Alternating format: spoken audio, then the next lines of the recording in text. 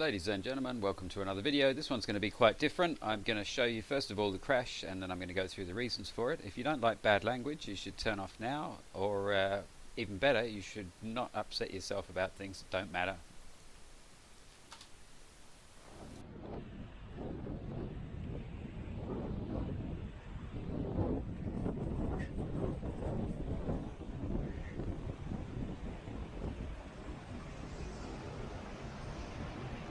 Oh, fuck. Shit. Oh.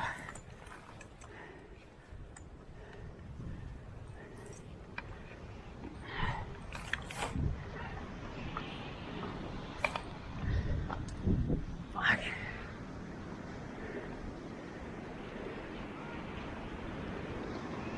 Oh, that was incredibly stupid.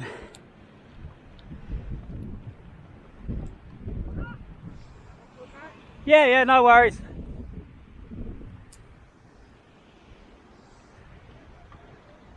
I'm alright. Fuck me. Okay, so let's go through what happened. So I'm slowing the video right down to give me time to talk. So the first thing you'll notice here is that there is no windsock on the takeoff.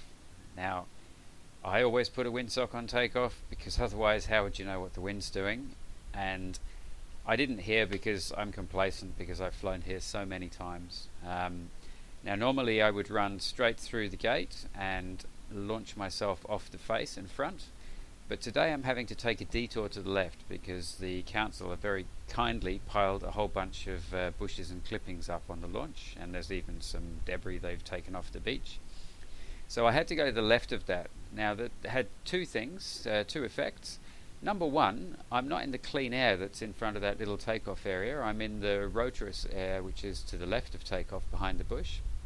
And also, normally I would run right down to the edge and then jump into the air. Here I'm having to start my run closer because I'm having to move left, and I'm having to jump from here where you can see these branches. So that all conspires to put me lower than I would normally be in the air, at a lesser speed than I would normally have, and also to have my left wing behind the rotor from this bush. Now even though there's no windsock, you can tell that the wind is coming from the southwest, from the left, because the glider wants to cock into wind, and I'm running in that direction. And then as soon as I take off now, you see the nose move a bit left, like that's the direction of the wind that it wants to point into. So it's about now that I realize that I'm in trouble. And not long after now, the left wing is going to stall as it gets into the rotor from that bush that you can see shaking just in front of me now. And as that wing stalls, I realize I'm in a very bad place. No airspeed, no height, left wing is stalling. My only choice is to pull the bar in to try and unstall that left wing, whilst simultaneously putting in a huge weight shift to the right to try and keep the glider from ground looping around to the left back into the deck. Now I managed to stop the glider from turning left at that point, but now I'm losing altitude because I'm trading my height for speed, and I really don't have a lot of height or speed, as me realizing, and I come straight down into the rotor that's coming off that mini dune in front. And I'm also looking at this fence in front of me and thinking, well, that doesn't look like a good thing to hit. Those posts aren't great. So at this point, I'm trying to round out to lose as much energy as I can. But this is game over point, because now my left wingtip has just actually contacted the bush. A weight shift aircraft can't be controlled once part of it is in contact with the ground. And so now I'm along for the ride. And I practice crashing in my dreams when I lie in bed. And one of the things that you do is you try and fly the aircraft to the last possible second and then let go of everything. And you can see my left arm, I think I've already let go at this point. My right hand is still on the base bar because I don't know, I should have let go of everything. But here we go, head first into the deck. It's got to be at least 30 kilometers an hour because that's the speed at which the glider stalls at, but in reality I was coming downwind, so probably faster. So I was incredibly fortunate that I hit basically a soft sand dune. I was incredibly fortunate that I hit pretty much wings level with the base bar straight on, and that I wasn't hanging on to anything. I was incredibly fortunate that there was no, ugly branch or post or anything there, because I got away with this without damaging the glider at all, and I've done a very, very thorough check of it, and without any more than slight muscle tear, I think, on my pec, and a little bit of bruising in my shoulder. But I mean, I've seen people do this and completely trash the glider, leading edges and cross tubes and you name it. If you do it right, you can total a glider. And I've seen people lying there screaming in pain because they had bones sticking out of their arms. So this was a very, very, very lucky thing for me to have gotten away as likely as I did. And I stand up and straight away I realize what I've done and the stupidity of this situation, the stupidity of my actions. It was obvious looking at it now what was going to happen. Trying to take off in a very adverse wind, from too far back from the clean air with one wing in rotor, it was never going to end well. And the only reason I did it was complacency. I fly all over the world on a regular basis, and I turn up at a site, even if I've flown there before, and I always do an assessment. I look at the wind direction, I look at the wind strength, I look at the takeoff, I visualize where the rotor's going to be, I think about my aircraft performance, I think about my own performance, I think about whether I've slept okay, whether I'm hydrated. I go through all these things, and then before I take off I do a proper pre-flight check, and that's what's kept me safe through all my many hundreds and hundreds of flying hours over the last couple of years. And on this occasion, because I have flown here so many hundreds of times, I've been flying this site for 20 odd years, complacency bit me.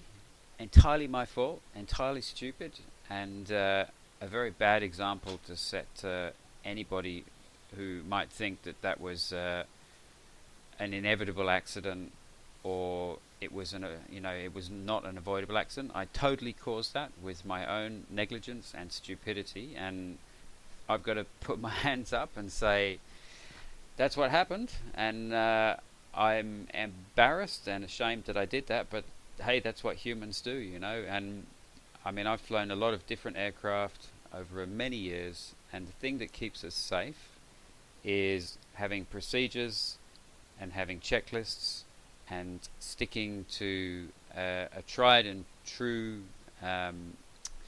procedure, which is basically you check your aircraft out, you check yourself out, you check the conditions out, and then immediately before you take off each time you reassess everything. Am I properly clicked in? Has the wind changed? Is my aircraft still correctly configured? And if you do that every single time before you take off, you won't make mistakes like this. And all I can do is thank my lucky stars that, as it turned out, I have no serious damage. I know plenty of people who've had to have someone else wipe their bottom for 3 or 4 months because they broke both arms. I know people who have left the sport of flying because the injuries were so severe that they couldn't bring themselves to do it again and enjoy it. And it is a wonderful, wonderful activity that we take part in, but it is very unforgiving of carelessness or stupidity, and it is incumbent upon us all to always be thoughtful and vigilant and patient and not get complacent above all.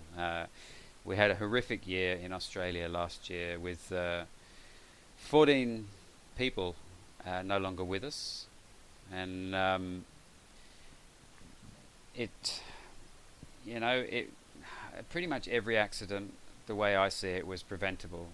If people hadn't flown, those accidents would not have happened, and you always have the choice about whether you fly.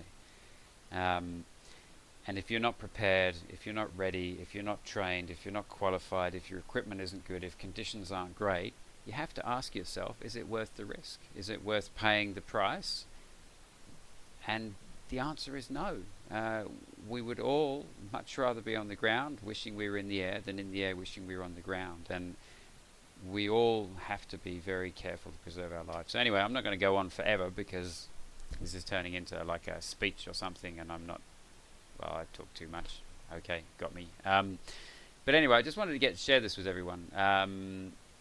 It's probably not that interesting. It's probably not that novel, but I want it to be a reminder to everybody, including myself, that you have to be vigilant, you have to be careful, you have to do pre-flight checks, you have to put up windsocks, you have to do the right thing, and even then, things can happen.